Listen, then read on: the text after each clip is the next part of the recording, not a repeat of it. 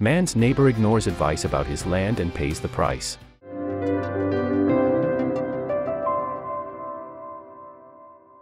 In America, nature reserves are federally protected, and people can receive huge fines for crimes such as littering. One retirement community lived right next to a nature reserve, so they had to abide by these rules.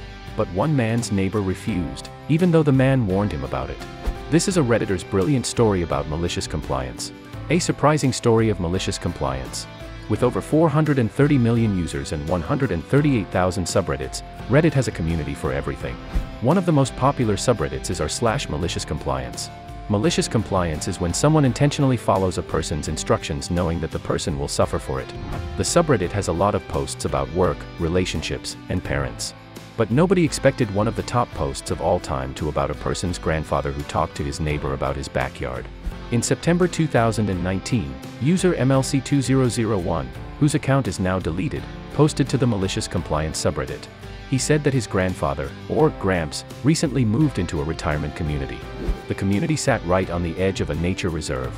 In the United States, nature reserves are under federal protection, although laws vary by county.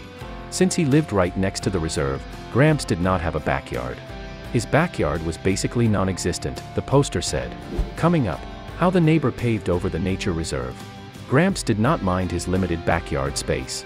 After all, he had an entire nature preserve that he could look at anyone he pleased. However, others did not share Gramps' gratitude. According to the poster, Gramps noticed that one of his neighbors had a larger backyard than him.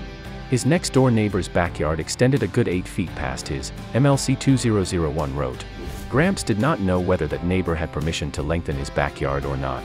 One day, Gramps noticed that the neighbor seemed to be redefining his backyard. He was laying down expensive pavers that would extend his backyard even longer than it already was. The pavers stretched all the way to the fence post that divided that retirement community from the nature preserve. The neighbor was already pushing the boundaries. Clearly, he was not supposed to be that close to the nature reserve. But he did not stop there. Gramps' neighbor did not just lengthen his pavement. According to the poster, he also yanked the rickety wooden fence out of the ground, moved it 2 feet back, and stuck it back in. The neighbor even began clearing land to pave it. Now, Gramps knew that his neighbor was in trouble. The neighbor clearly thought that the park rangers would not notice the 2-foot difference, but Gramps understood otherwise. He needed to confront the neighbor. If you want to see Gramps confront the neighbor, keep reading. The Reddit poster wrote, Gramps used to work for the National Park Services as a young lad. He knew that breaking the rules of a nature reserve could rake in some hefty fines. For example, littering requires people to pay between $100 and $1,000. Violating the Endangered Species Act could cost someone $50,000. Gramps thought he had better warn his neighbor of the consequences of his actions. Unfortunately, he was still the new man on the block. When Gramps moved in, he tried to be friendly with all his new neighbors. He introduced himself and recorded everyone's phone numbers just in case something happened. He did the same with the neighbor who was trying to pave his backyard. The Reddit poster said that Gramps approached his neighbor for a little chat. The poster did not clarify what Gramps said. However, we can infer that he warned the neighbor that moving the fence was not a good idea. Before Gramps could say all that he had to, the neighbor became defensive. He told Gramps, "You're new here, I've been here 10 years. But that did not stop Gramps from trying to warn the neighbor. Finally, the neighbor got fed up and said, "Mind your own, expletive, business." Gramps decided not to press the issue. The rude neighbor clearly was not going to change his mind, and Gramps knew what was coming to him. Up next, other neighbors spilled some gossip about this man. For the next year, nothing happened to the neighbor. Most tourists visited the reserve in the winter, and the area emptied during the summer. That is when the county arrived to check on the community. According to the Redditor, the county officials were going back and forth behind his neighbor's house. The workers were pulling out maps and taking photos and making phone calls. Meanwhile, the neighbor in question was nowhere to be found. While this was going on, Gramps spoke to the other neighbors about the man who moved the fence. Gramps' new friends told him that this was not the first time that neighbor tried to move the fence. As it turned out, the neighbor had moved the post several times over the years. In reality, his backyard is supposed to be even smaller than Gramps' backyard, the Redditor wrote. That meant that he would be in even more trouble. To see how large the neighbor's fine was, keep reading. To make matters worse, the neighbor had a specific reason to pave the reserve. The neighbor put pavers in the back specifically to park both his golf cart and a cherry red sports car back there for the summer, said the post. The county would have to move both of these cars to restore the reserve, meaning that they could be towed. And the neighbor had no idea He was away at another vacation home. Gramps just had to sit and watch. After several county employees visited the neighbor's house, they eventually taped a notice onto his door. Gramps walked over to read it. It stated that the neighbor was in violation of encroaching onto protected lands. He had 30 days to move both of his cars and remove the concrete. Also, he had to pay a fine of $11,000. The fine was so high because the paved roads interrupted the lives of endangered species that lived on the reserve. Coming up, how quickly it took for the county to tear apart the neighbor's yard. The notice said that the neighbor must remove his cars and the pavement within 30 days. Not only that, but his fine would increase for every day that he did not pay it. $11,000 was the minimum. Gramps knew that the neighbor's life would only go downhill, as he was nowhere to be found. Gramps had his phone number, but he did not call him. After all, the neighbor explicitly told him to mind his own business. 30 days came and went. As the Reddit user put it, Gramps had quite the show. Both the cherry car and the golf cart were towed. Workers dug up the pavement and hauled it away. This all occurred over several weeks. Meanwhile, the neighbor had no idea what the county was doing to his backyard. His fines continued to increase, and his cars vanished. The preserve looked a lot more legit when they were done, MLC 2001 wrote. If you want to see how the neighbor reacted when he came home, stay tuned. While the county was restoring the reserve, they also set up measures to ensure that this did not happen again. First, they replaced the wooden fence with metal posts. These stuck out of cement bases that were buried deep into the ground and connected by steel cables. The neighbor could not move those. The county also installed security cameras. These solar cameras could observe both the wildlife and any encroachers who would act as the neighbor did. Throughout summer, the county employees transformed the neighbor's house while they piled notice on top of notice on his door. When November came, the winter residents returned. That included the neighbor. Gramps watched from his window. The neighbor tore through all of the notices until he got to the first one. According to the Reddit post, he ran out back and started screaming and cussing up a storm. But that was only the start of his breakdown. The neighbor's confrontation with Gramps is coming soon. The neighbor immediately retrieved his phone from his car. Based on his yelling, Gramps concluded that he called the county to find out where his cars went. Meanwhile, he had to turn on the water, electricity, heater, and plumbing.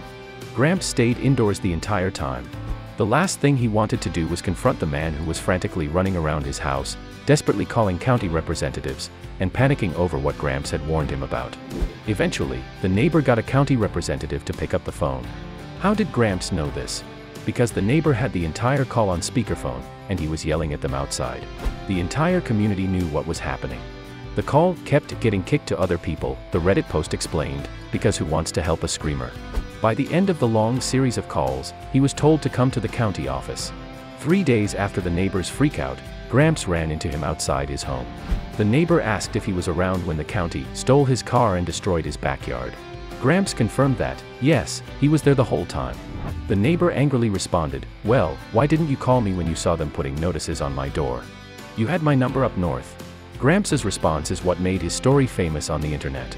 Oddly enough, the neighbor was actually lucky. Keep reading to learn why. Gramps admitted that he considered calling the neighbor about what was happening. However, the neighbor told him to mind his own expletive business. So he followed that advice and kept the news to himself. This is what makes the story malicious compliance. Gramps followed the neighbor's instructions, and as a result, the neighbor suffered the consequences. He lost both of his cars and had a fine that was well over $11,000, although we will never know how high it got.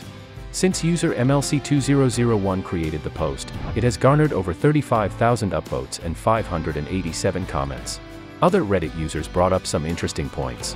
One mentioned that the other neighbors did not call the guy, either, so he probably isn't the most popular on the block. Another commenter questioned whether the neighbor would have believed Gramps if he had called.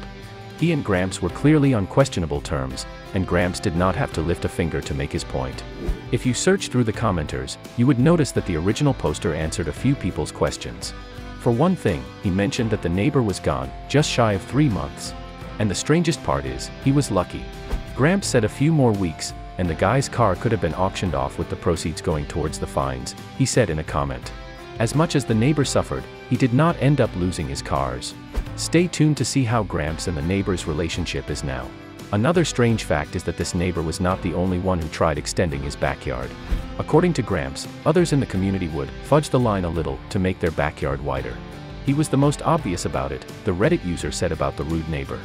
Over time, the residents have become more brazen and suddenly they've taken more than they intended. Perhaps the metal fence and security cameras will make them more alert. Despite the story being honor/malicious compliance, the original poster said that Gramps never felt malicious about his neighbor. He assumed the neighbor would be notified and would straighten everything out before it got too far, he told Bored Panda. I think Gramps just thinks it's funny now, he added.